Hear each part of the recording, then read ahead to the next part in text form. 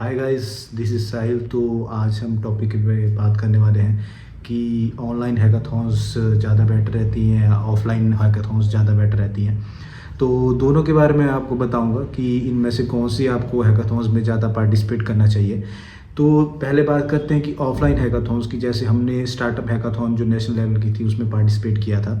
तो उसमें क्या था कि 3 राउंड्स थे, जिसमें फर्स्ट राउंड, सेकंड राउंड और उसके बाद में जो है तीसरा राउंड जो है वो ऑफलाइन रहा था। तो कोई भी ऑफलाइन हैकाथॉन्स अगर होती हैं तो उनका यही सेम शेड्यूल रहता है कि फर्स्ट 2 राउंड जो है वो ऑनलाइन ही होते हैं। लेकिन जो कुछ ऑनलाइन हैकाथॉन्स होती हैं उनमें सारे राउंड्स जो हैं वो ऑनलाइन ही रहते हैं। तो जैसे मैं बात कर रहा हूँ कि ऑफलाइन हैकाथॉन की, तो उसमें जैसे फर्स्ट राउंड आपको क्लियर करना पड़ेगा, जिसमें नॉर्मली आपको अपनी पीपीटी वगैरह सबमिट करनी पड़ेगी। देन सेकंड राउंड में वो छोटा सा आपका इंटरव्यू ले सकते हैं ऑनलाइन में। तो फिर उनको लगता है कि आपके अंदर वो एबिलिटी है, तो आप जो है टॉप टीम्स में आके आप उस वेन्यू में जो जाके जो है आप ऑफलाइन इवेंट में जो है पार्टिसिपेट कर सकते हैं। तो दोनों के कुछ ना कुछ प्रोज एंड कॉन्स हैं, वो भी मैं आपको डिस्कस करूंगा आगे। तो जो ऑनलाइन है उसमें क्या होता है कि उसमें भी सेम इसी टाइप के जो है राउंड्स रहते हैं, लेकिन उसमें जो फाइनल राउंड है वो भी आपका ऑनलाइन ही होता है। तो उनके भी मैं आपको प्रोज एंड कॉन्स बताऊंगा। सबसे पहले मैं आपको ऑनलाइन के बता देता हूं कि उसमें क्या प्रोज हैं। तो ऑनलाइन में गाइज, अगर आप ऑनलाइन हैकाथॉन्स में पार्टिसिपेट करते हैं तो उसमें बेसिकली आपके पास में ये एक्सेस रहता है कि आप उसको जो है कहीं पे भी अपने कंफर्ट प्लेस पे बैठ के आप उसमें ज्वाइन कर सकते हैं और अच्छे से उस चीज़ को कर सकते हैं। आपको ट्रैवल नहीं करना पड़ता है, आपको कहीं जाना नहीं पड़ेगा। आप जो है वहीं पे अपनी लोकेशन पे जहाँ पे भी आपको अच्छा लगे आप साथ में वो चीज़ कर सकते हो। तो जो सारे टीम मेंबर्स हैं वो इकट्ठे होकर वो चीज़ वहाँ पे डिस्कस करके और बढ़िया तरीके से कर सकते हैं। तो वो एक फ़ायदा ऑनलाइन हैकाथॉन्स में रहता है। लेकिन उसके कॉन्स ये रहते हैं गाइस कि आप जो है ऑफलाइन जा नहीं पाएंगे किसी लोकेशन पे। तो आप जो है अपना नेटवर्क नहीं बना पाएंगे और कोलैबोरेट नहीं कर पाएंगे, क्योंकि जो ऑफलाइन हैकाथॉन्स होती हैं उसमें बहुत सारी टीम्स आई होती हैं, उनके साथ में आपकी बॉन्डिंग होती है। जो जजेस होते हैं, जो कंपनी के सीईओज होते हैं जो आए होते हैं, उनके साथ में आपको बातचीत करने का, नेटवर्क बनाने का एक अच्छा मौका मिलता है। तो ये कहीं ना कहीं ऑनलाइन हैकाथॉन्स में ये कॉन्स रह जाते हैं। लेकिन वही है कि यहाँ पे आपके जो ट्रैवलिंग एक्सपेंस हैं वो बच जाते हैं और आप ज़्यादा से ज़्यादा हैकाथॉन्स में पार्टिसिपेट कर पाते हैं। क्योंकि ऑफलाइन हैकाथॉन्स में हो सकता है कि कोई हैकाथॉन आपकी इंटरनेशनल लेवल पे हो या फिर किसी और स्टेट में हो जहाँ पे आप नहीं जा सकते, तो आप उन हैकाथॉन्स में पार्टिसिपेट नहीं कर पाते। तो मेरा सजेशन आपके लिए यही रहेगा कि अगर कोई ऐसी हैकाथॉन है जो आपकी स्टेट के अंदर है या नेक्स्ट टू योर स्टेट है जहाँ पे आप जा सकते हैं, तो आपको डेफिनेटली ऑफलाइन हैकाथॉन्स को ही चूज़ करना चाहिए, क्योंकि वो आपके लिए बेटर रहेंगी। आप वहाँ पे जाइए, आप एक्सपीरियंस कीजिए, नए नए लोगों से मिलिए, उनसे नेटवर्क बनाइए, आपको भी कई चीज़ें पता लगेंगी कि हाँ यार ऐसी ये चीज़ें होती हैं, तो वो बेनिफिट आपको बहुत अच्छा रहेगा। लेकिन अगर आपकी कोई ऐसी हैकाथॉन है जो बाहर हो रही है या स्टेट के बाहर हो रही है या इंटरनेशनल लेवल पे है, तो फिर ऑनलाइन हैकाथॉन्स ही अच्छी रहेंगी उसके लिए, क्योंकि वहाँ के ट्रैवल एक्सपेंसेस आपके लिए अच्छे नहीं रहेंगे। तो बस मेरा फाइनल वर्डिक्ट यही है कि अगर आपको हैकाथॉन्स आपके स्टेट या नेक्स्ट टू योर स्टेट है तो definitely go for the offline hackathons.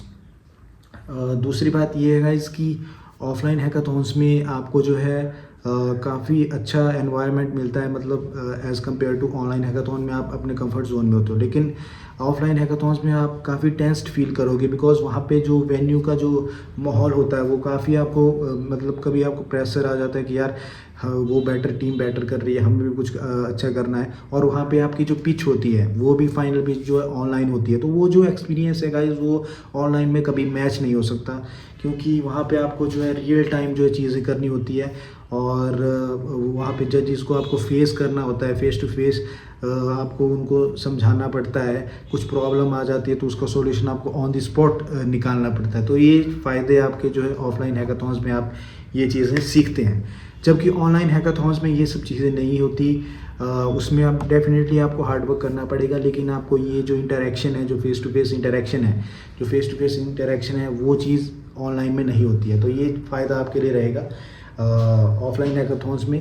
तो वही मैंने आपको बताया कि ऑफलाइन हैकाथॉन्स अगर आपके स्टेट वगैरह में हो रही है तो अच्छा रहेगा, ये चीज़ें होती हैं। दूसरी बात, ऑफलाइन हैकाथॉन्स में आप जो है जैसे अगर कॉलेज इवेंट्स हो रहा है, कॉलेज के स्टूडेंट्स उसमें काफ़ी ज़्यादा हैं, जैसे NIT IIT के हैं, तो उनके साथ में आपको नेटवर्क बनाने का काफ़ी अच्छा मौका मिल जाता है गाइस ऑफलाइन हैकाथॉन्स में। आप उनसे बातचीत कर सकते हैं, उनके आइडियाज़ को देख सकते हैं, क्योंकि ऑनलाइन हैकाथॉन्स में क्या होता है कि दूसरा कैसा प्रोजेक्ट कर रहा है, क्या कर रहा है, वो आपको इतना पता नहीं चलता। लेकिन ऑफलाइन हैकाथॉन्स में आप अच्छे से उस चीज़ को देख सकते हैं और देख सकते हैं कि उन्होंने क्या क्या इंप्रूवमेंट की हैं, वो कैसे चीज़ कर रहे हैं, और उनसे बातचीत कर सकते हैं कि आपको ये आइडिया कैसे आया। ऑब्वियसली इवेंट के बाद में आप बातचीत कर सकते हैं, क्योंकि जब कॉम्पिटिशन चालू होता है तो आप ये सब चीज़ें नहीं कर सकते हैं। तो ऐसी चीज़ें करके आप जो उनके साथ में कोलैबोरेट कर सकते हैं।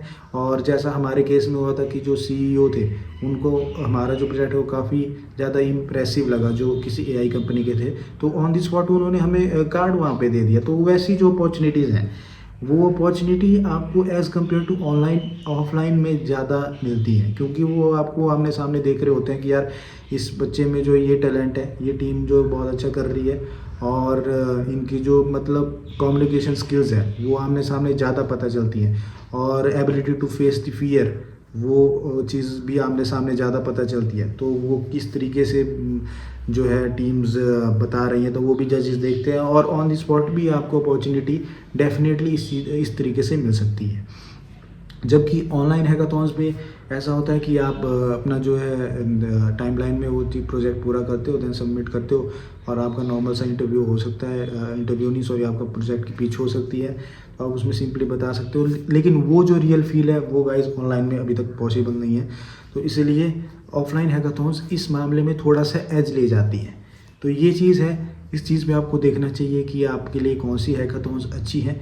और दूसरी बात प्राइज़ मनी की रही गाइस, जो प्राइज़ मनी है वो मोस्टली अगर आपके स्टेट वगैरह या इधर उधर हो रही है तो प्राइज़ मनी थोड़ा कम रह सकती है। जैसे हमारे केस में जो है फर्स्ट प्राइज़ 1 लाख रुपीज़ था, और उससे कम 50,000, देन 30,000, तो वो चीज़ रह सकती है। लेकिन ऑनलाइन हैकाथॉन्स में क्या है कि प्राइस के मामले में काफ़ी अच्छा रह सकता है। अगर कोई इंटरनेशनल हैकाथॉन या कोई बड़ी कंपनी करवा रही है तो वो चीज़ उसमें रह सकती है, तो उसमें आपको और भी अच्छे प्राइजेस मिल सकते हैं, लेकिन मोस्टली प्राइजेस ऐसे ही रहते हैं गाइस। और दूसरी बात क्या होती है, एक और बात मैं आपको बताना चाहूँगा कि ऑफलाइन हैकाथॉन्स में आपको जो ये प्राइस के अलावा जो है वहाँ पे सर्टिफिकेट वगैरह भी मिलते हैं, जो होस्टिंग इंस्टीट्यूट होता है या कोई प्लेस होता है वो भी मिलते हैं, जो कि आपको हार्ड उसमें मिलते हैं, मतलब आपको सीधा सर्टिफिकेट मिलते हैं, लेकिन जो डिजिटल फॉर्म में है वो ऑनलाइन में मिलते हैं। तो इसमें आपको ये फ़ायदा हो जाता है, तो आप कहीं बाद में दिखाना चाहें तो वो भी आपके लिए अच्छा रहता है। बाकी आपको जो डिजिटल मिले वो आपको प्रिंट कराना पड़ेगा, तो ये एक डिफरेंस आ जाता है, और ये सब चीज़ें रहती है गाइस। तो आप ऐसे ही और कंटेंट आता रहेगा। इसके बाद में शायद मैं 2-3 वीडियोज़ और बनाऊँगा इसके ऊपर, हैकाथॉन्स के ऊपर। तो आप और क्या जानना चाहते हैं हैकाथॉन्स के बारे में, और क्या आप जानकारी लेना चाहते हैं, प्लीज़ कमेंट कीजिए और बताइए कि अगर आपको चूज़ करना हो तो कौन से टाइप की हैकाथॉन्स आप ज़्यादा चूज़ करेंगे, ऑनलाइन या offline. So thank you so much guys, this is it from my side. Subscribe कीजिए चैनल को और शेयर करिए वीडियो को। Thank you so much guys.